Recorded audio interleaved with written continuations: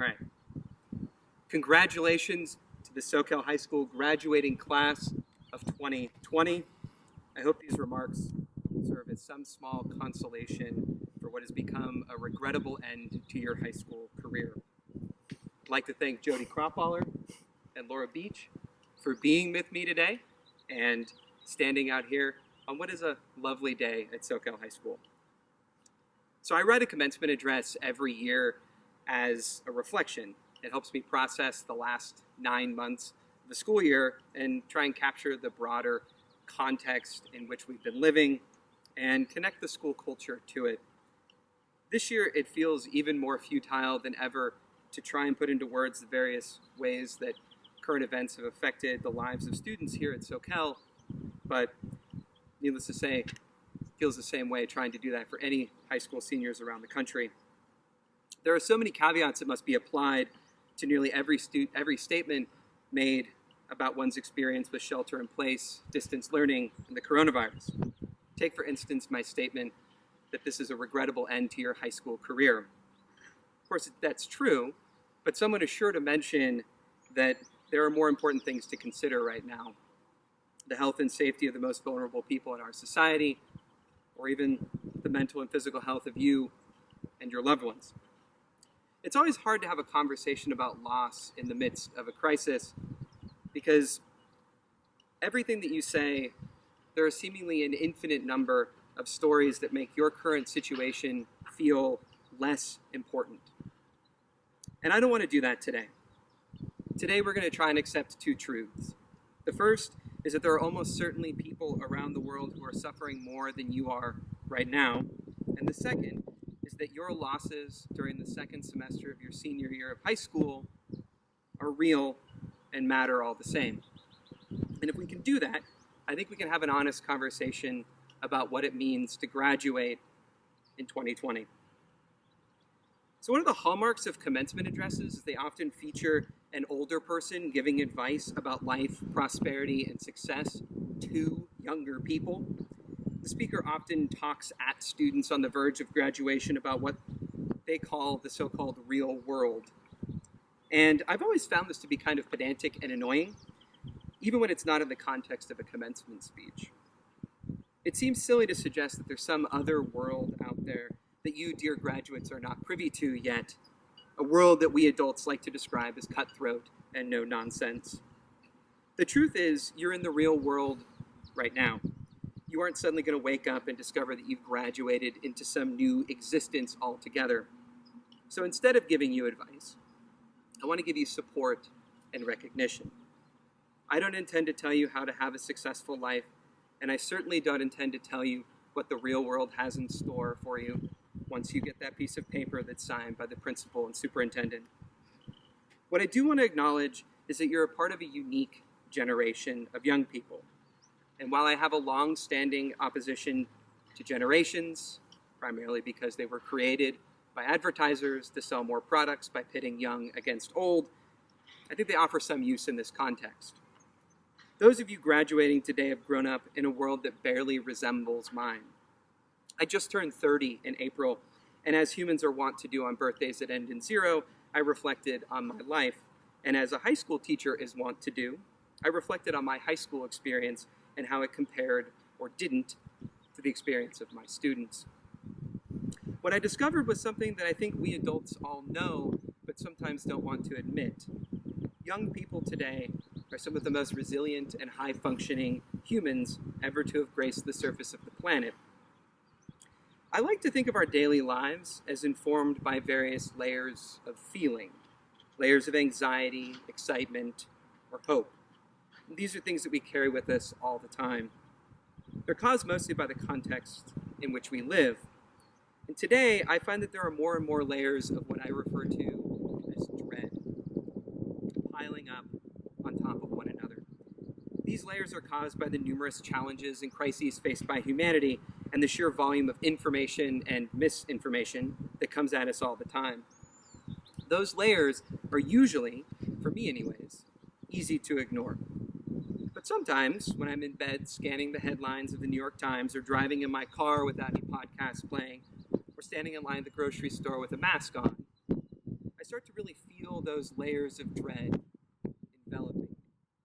And it can get so bad that I feel paralyzed and helpless in the widening gyre of humanity's instability and suffering. And I can only imagine what that experience might be like for those of you graduating right now. When I was in high school, there was a bomb threat made in the boys' bathroom during my senior year. My school community was shocked. And while the initial shock eventually wore off and things eventually went back to normal, that doesn't seem to happen today. Today, every single day of school is experienced with a layer of dread. Dread of the unimaginable and terrifying reality of modern American school life. I know this because I talk to you about it. I read what you write, I hear what you say about what it feels like to go to school under the threat of violence. That layer of dread has been persistent day after day after day in your lives, and when adults lecture young people about the trials and tribulations of daily work life, I often wonder whether or not they experience a similar layer of dread every day at work. The kind of dread that can turn a place of learning and self-improvement into an anxiety-laden death trap. When I was in high school, I learned about global warming. The 2004 election happened during my freshman year and featured some conversation about global warming on the national scale. And Al Gore had famously made it his signature issue in the years following his defeat in the 2000 presidential election. His film, An Inconvenient Truth, was actually probably the first major documentary about global warming, and it was met with lots of consternation and even more conversation. All that said, what we now refer to as climate change wasn't described as an existential threat to our species by most people. And there weren't scientists on the news yelling about the fact that we need to cut greenhouse emissions by huge margins just to reduce the effects of climate change. Today, you graduates are growing up feeling the realities of our changing climate. Our state has a fire season that now lasts nearly half the year. And all this is happening to you. You didn't create the world in which you currently live, and I know you feel powerless to change it. The layer of dread imposed by something as significant as climate change is very real and important, and yet elders continue to argue, delay, and sell the next generation down the river. It's very easy to ignore the dread when you are powerful and comfortable. When I was in high school, I was encouraged to get good grades and asked things like which colleges I was intending to apply to. Today, the pressure to create a high school resume that is almost comically comprehensive is both pervasive and destructive. So too is the pressure to follow a professional and personal path with equally comical standards. The need to excel academically, to get into a good school, to get a good job, is compounded by the pressure not only to get good grades, but also to participate in almost every available extracurricular activity. It's compounded by the pressure not only to get into a prestigious university, but also to study something that is considered worthwhile by the global economy. It's compounded by the pressure not only to get a good job that pays well, but one that you actually enjoy. And of course, all of that is compounded by the pressure to curate only the most valuable and perfect parts of yourself for consumption via social media. All this saddles you graduates with an insurmountable challenge. You must be perfect. And you must be perfect now. There's no time to wait, because if you wait, you fail. At this point, I should mention that another hallmark of commencement addresses is stealing from other commencement addresses. I actually stole that line from John Green. The following is a parable told by David Foster Wallace, who's an American author, and he told this in one of his commencement addresses.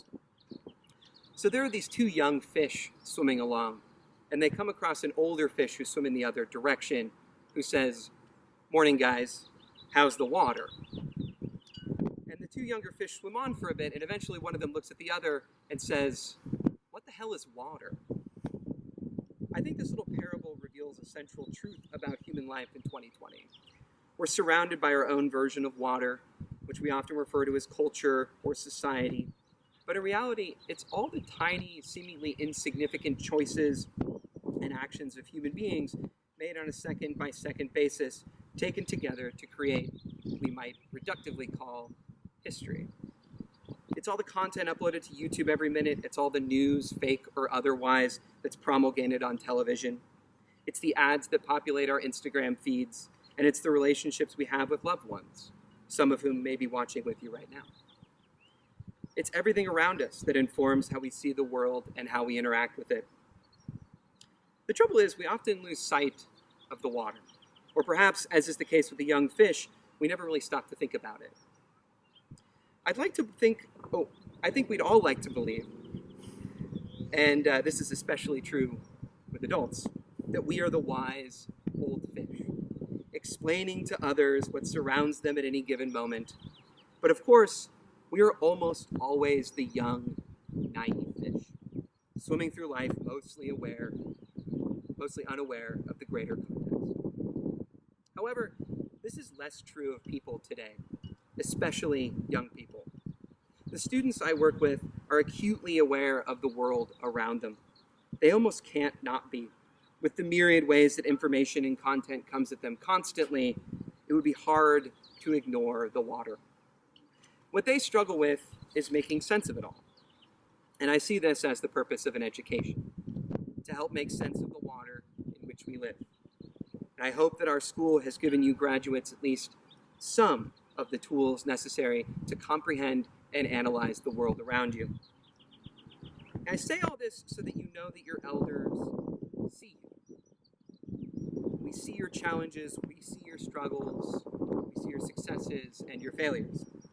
And on a day-to-day basis, it might seem like we ask too much of you, that we don't really care about the layers of dread or the toll that they take, but I can assure you that Soquel High School cares about you, and we want you to succeed. So, I've spent the better part of this speech painting a pretty bleak picture of our generation's future. Your generation's future. Simón Bolívar, the Latin American revolutionary, famously asked, "How will we ever get out of this labyrinth of suffering?" And I think that captures how many of you probably feel for various reasons as you prepare to leave Soquel High.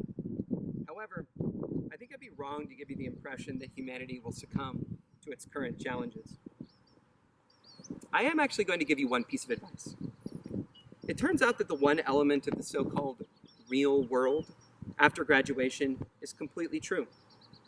You become the master of your fate.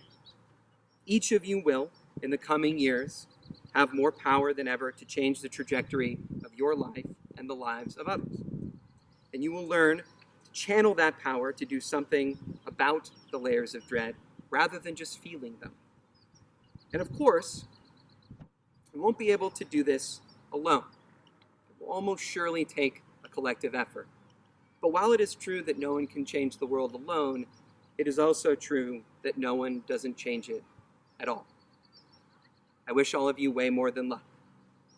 Go Knights!